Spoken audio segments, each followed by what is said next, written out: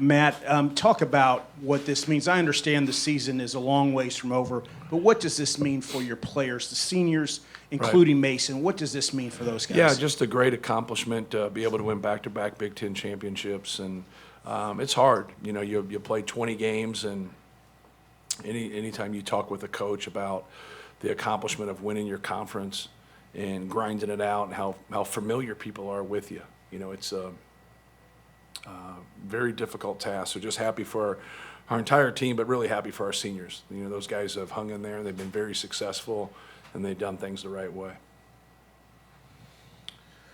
Matt, way back here, sorry. There's an element of rolling it back from last year, but there's been individual growth within some of the guys who came back, probably none more so than Braden.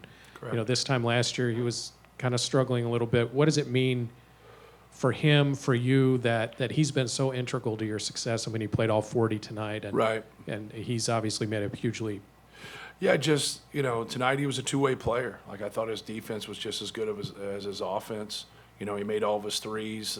You know, he rebounded the ball. You know, didn't have as many assists, but I think that really came to Michigan State's ball screen defense. I thought they did some things just to get the ball out of his hands, but we also felt like if we could throw the ball back, we could throw the ball directly into Zach, and so that's what we were going to take. You know, I think we probably set a record for the most post feeds from the top, you know, that we've had this year. But Braden's been fabulous. You know, he shot it well, he defended well, he rebounded the basketball. We just needed to be aggressive. Like, other night he was 3 for 14, and, you know, I didn't think he took a bad shot. You know, he's 3 for 14 earlier at Indiana, and we had a quality win at their place, and I didn't think he took a bad shot. And so, like, just getting him to be on the hunt and to look for a shot and to look, not just when he has the ball in ball screens either. Like, look for your shot when they double Zach. Look for your shot in transition. And just, you know, stay aggressive. But he's really good. Like, I know I said it, and I think, you know, we're all biased in who we coach, but I wouldn't trade him for any point guard in the country.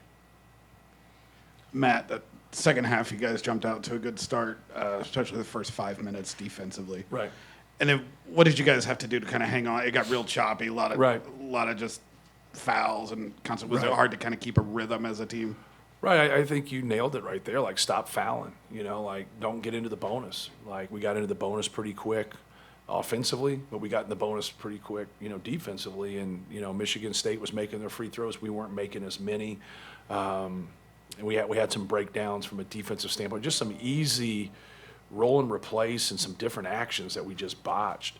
And, you know, we have to do a better job of just being aware of what they're running. They didn't run anything we didn't go through or work on or talk about and watch film on. So, you know, and they got back in there, and you got to keep them out of transition. You know, I think it's important. I thought in the first half we did, and then they made some shots and did some good things offensively. But, you know, when you're not forcing any turnovers, you can shoot a lower percentage. You know, we had more turnovers than they did at that time, but still not very many. But we shot such a high percentage. But in that stretch, I just felt that, you know, just a combination of not converting at the free throw line, they were converting, letting them get some open looks, but we just had too many breakdowns, in my opinion. Why did Fletcher get the looks he hadn't been getting lately tonight? Well, I think it depends on how you want to handle Zach and handle Braden. And I think a lot of them is opportunistic, and, you know, he's still, you know, he shoots the ball 9 times, so it's not like he, you know, got a bunch of, but he made the most of it, obviously going 4 for 6 from 3 and knocking it down, only having 1 turnover. I thought he did some good things for him, but it was good to see that. Like, you know, obviously we've seen him explode in non-conference, have a couple 27-point games against Tennessee and Arizona. You know, he's a big part of what we do, but he also helps us when they do take him away, just from a spacing standpoint. You know, if you're going to stay with him, that's more room for Zach and Braden to maneuver. Matt, you didn't play Michigan State till March for the first time this year, Right. and so I'm wondering, when you went sort of scouting them, how much you went through and what your sort of assessment of their season and who they are right now is as you sort of prepared for this game. Yeah, you know, for us, you know, Tyson Walker scored 30 against us last year in one of the games, and so trying to stay with him, but also trying to stop them from advancing the basketball, so we go up and get the basketball. So that's a big piece of what they do. You know, getting rebounds, advancing the basketball, getting outlets on the run, and trying to steal points. So we cross match up. We Lance picks up the basketball, but yet we want Lance to guard Tyson Walker, but Tyson doesn't bring it up when A.J. Hoggard is in the game. So on dead balls, we flip that then to try to put the Lance on him. But I thought Braden did some really good things defensively. I thought it was one of his better defensive games. But that's where it kind of starts with us, is trying to stop their transition. They're not as good a rebounding team this year as they've been in the past, but it's still something that you got to be able to, keep them off the glass, and so you try to start with those two pillars right there with them. But, Hoggard's a guy where you're trying to keep out of the paint. Aiken's got into some foul trouble, but you saw him get going a little bit. He had back-to-back three-point plays. He gets fouled on a three-pointer, and then he gets the and one. So trying to get those guys bottled up to the best of our ability.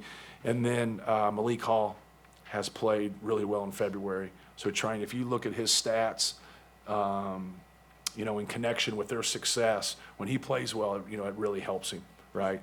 Does the Booker kid coming on late change them at all? Is it too late in the season, or is it? No. Anything's possible. I think, bringing him in to go against Zach offensively, to spread the defense and knock those 2 threes down, was there. Obviously, that's our mismatch on the other end then. That's a little bit too much for him at this point, but they got a lot of bodies that they run in there. But no, he's a talented kid. He's got, a bright future in front of him. Matt, I think that this team is happy to win a championship, but probably looks at this game as a whole and says, we made a lot of mistakes, a lot of room for growth still here in the last 2 regular season games and moving forward. Is that where the maturity maybe comes in a little bit? Is these guys know that they won, but they did not play a perfect game? Yeah, I wouldn't say as much. We didn't make our free throws. So if you make more of your free throws, you're going to be able to push this game out a little bit more. And they did make their free throws. So, give them credit for that. But, we just weren't sharp in some basic things defensively.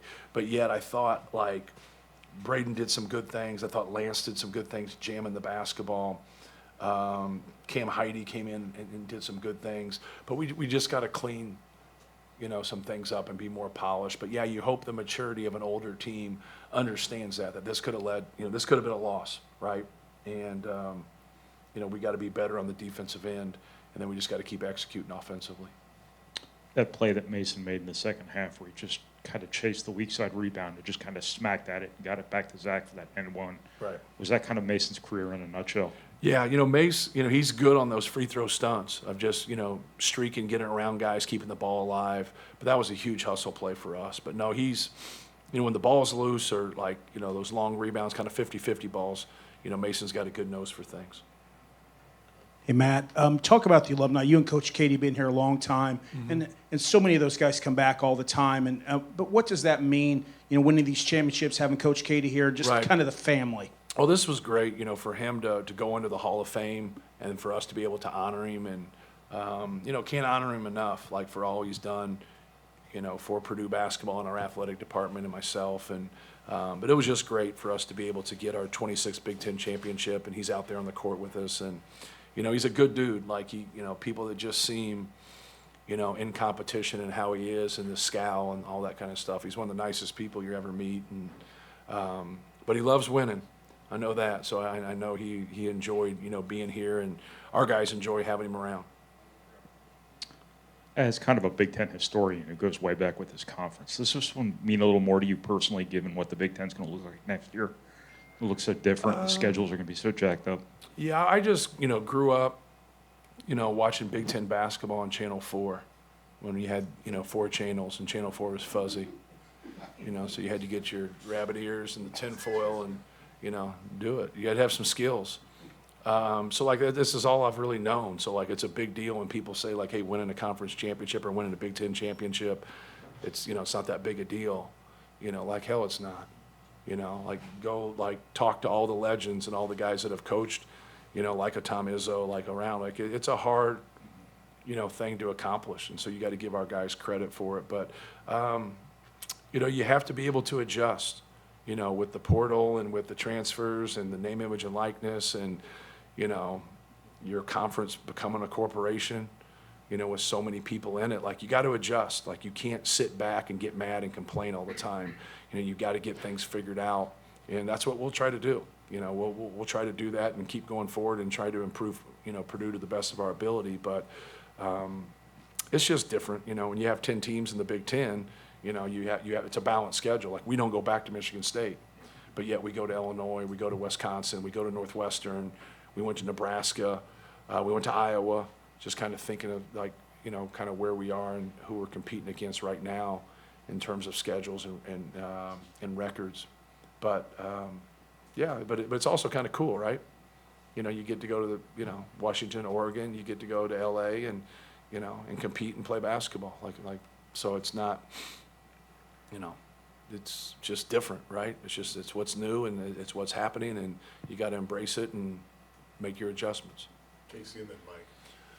Matt, we're gotten this far and haven't really talked about Zach Edey. Another 30-point game, second straight year of winning the Big Ten title.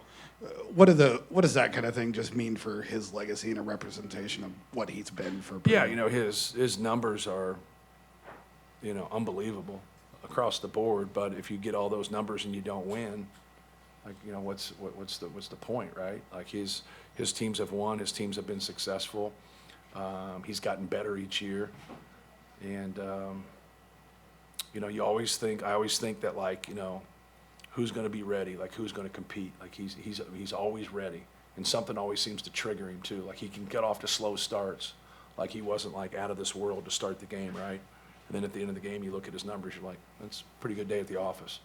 But he has something every game. I could go in and talk to our team afterwards and say, hey, Zach moved past this guy or whatever.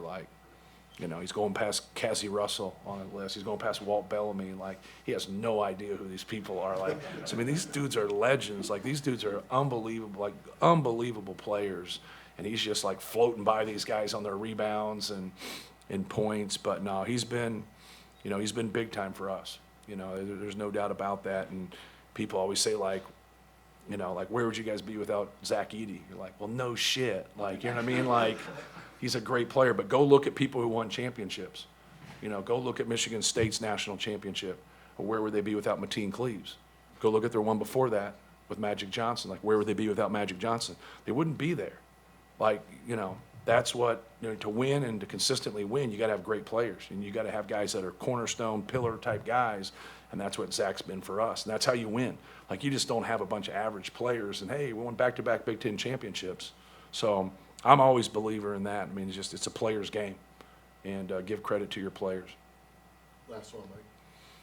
I know you said you had to clean up some things defensively, but Walker and Hogard combined 8 for 28. Yes. How much do you feel like at times your defense affected them, especially inside the three-point line? I thought our one-on-one defense with our guards were pretty good, to be frank with you. I think we just botched some easy roll and replace type stuff to where we didn't recognize what was going on.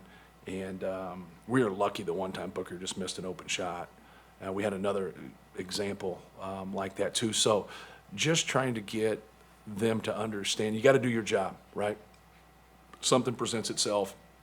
Here's how we're going to defend it. And when you don't do it that way, you mess up everybody else. They get disconnected. They don't know what's going on. So we had a couple things where we were doubling in the post. We messed up in a couple ball screen. Just our rotations and how we were going to handle it. So, but you're always getting better. You never have a complete puzzle. I don't care if you played 1,000 games. You never have a complete puzzle. You're always trying to improve. You're always trying to get better.